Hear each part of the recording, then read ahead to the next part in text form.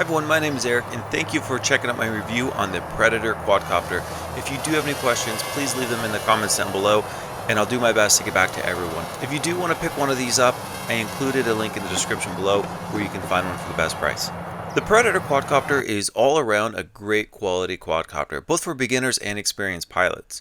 I'll go over the transmitter, the gyro system, blade guards, and I'll show you how this quad flies outside. First off, beginners will really like the 3 speed settings and the great stability of this quadcopter.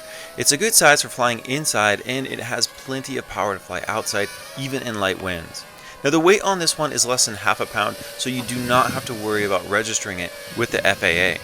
For the size of this quadcopter, it has one of the best gyros built into it and the motors are very well balanced. The problem some other quads have is the unbalanced thrust at high speeds or when you put in yaw.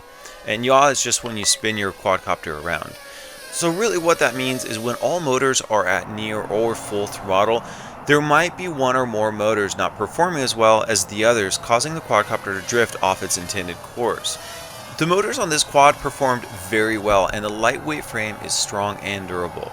The transmitter does look dated and it requires 6 AA batteries, which is a little annoying, but it functions well. I do wish that they have labeled the functions on the control, but the controller is white, so what I did is I just took a black permanent marker and put little notes on which button is which. It is 2.4 gigahertz, so the signal will be very reliable and the distance was surprisingly good at over 30 meters. You can also fly more than one of these at the same time. They do give you a good sized battery. The 350 mAh lithium will provide around 6 minutes of flight time and extra batteries only cost around $5 a piece. Just make sure you let the quad cool down for about 10 minutes between flights so you don't burn out the motors and the control board. Charging is done through a USB charger, which takes about 30 minutes to fully charge. And that's my review on the HS170 Predator. If you guys did find the video helpful, I always appreciate those thumbs up and make sure to subscribe to keep up to date with my future reviews. And next I'm going to show you how to use the control if you just go to that time code right there. And thanks for watching. Okay, I'm going to start out in slow mode. So this is going in full direction. In slow mode, I'll go ahead and go full forward. So still pretty fast. Okay, let's switch to medium.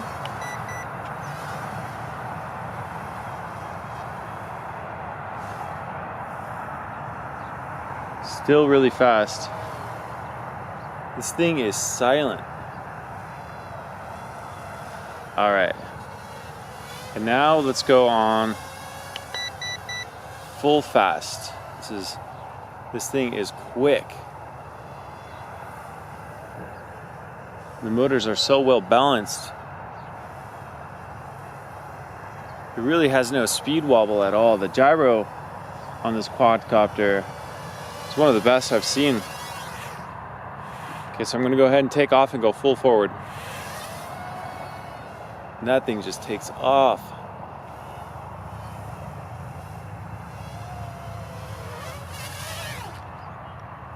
Okay, let's do some flips.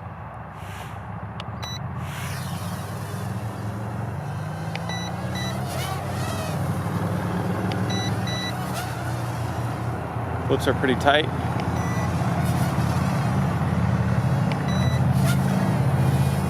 So I'll flip forward. Flip back, and then flip to the side, and flip to the side.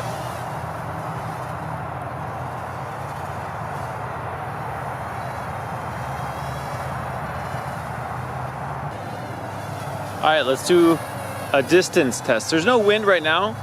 It's really calm out, so I'm just gonna go ahead and take it up and see how high I go up without, or before it loses reception.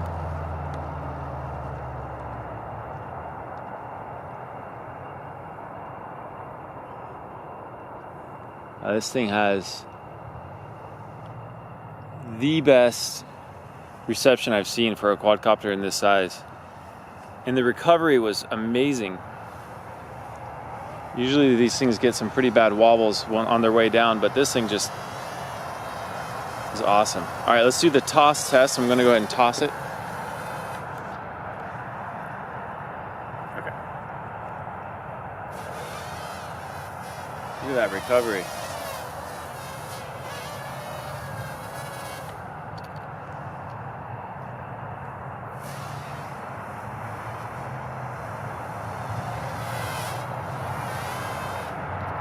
I'm gonna do a really sloppy throw on it.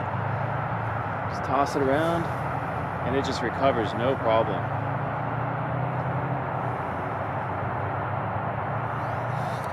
Oops, that's my fault.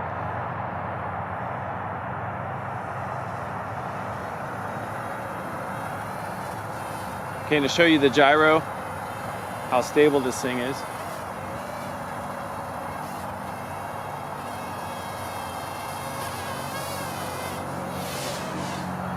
Get back.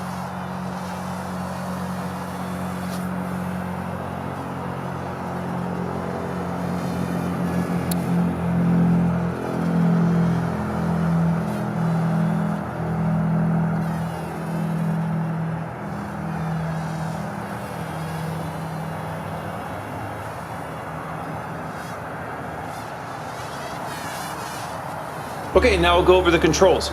So as you can see, I put the little markings in here, which buttons do which. I put RH for return home, and then for a long press, I did the headless mode, and for a short press, you do the flips, and I'll show you guys how that all works. So first, let's go ahead and turn on our quad. The control, so I'm gonna bring the throttle all the way up, all the way down. You're gonna hear 2 beeps, and the lights are solid, and now it's ready to fly. So the controls are very standard as far as flying goes. You know, you have your throttle, and then your yaw, and then also forward, back, right, and left. That's just gonna work like a normal quadcopter. And then what's gonna change over here is you have your light mode, or, you know, basically it just turns the lights on and off. I'm not sure why you would wanna turn them off, but you can. And then the return to home, this is the one that I didn't really like. I wasn't that impressed with it. It's basically, all it does is it puts the quadcopter in headless mode and it brings it back. So the thing I don't like about that is if it's way over here, it's gonna be flying back. It's not gonna be flying back directly towards the control because it's not controlled by GPS. So what I like to do is if you do lose track, I like to put it in headless mode, pull the control back, and then that way you have a little more control. You can fly it back towards you a lot easier without having to know which direction the front of the quadcopter is facing. So over here you have your 3D, which means your flips. So that's a short press on this control stick right here. So it's gonna beep until you do that flip. And then for a long press, that's gonna be your headless mode. So you're gonna go ahead and press that in for about 3 seconds. And now the beeping is pretty noisy, which could be a little annoying to some people, but that just means you're in headless mode. And now, no matter what direction the quadcopter is facing, it's going to follow the controls. So if I go forward now, it's going to go this way, even though the quadcopter, the front of it's facing that way. And then you have your normal trim. If your quadcopter is drifting a little bit, you have your trim tabs here. And then for your speed settings, you have the 3 speed settings. Those are done with this stick right here. So you press it down once. Now you're in medium speed. Press it down another time.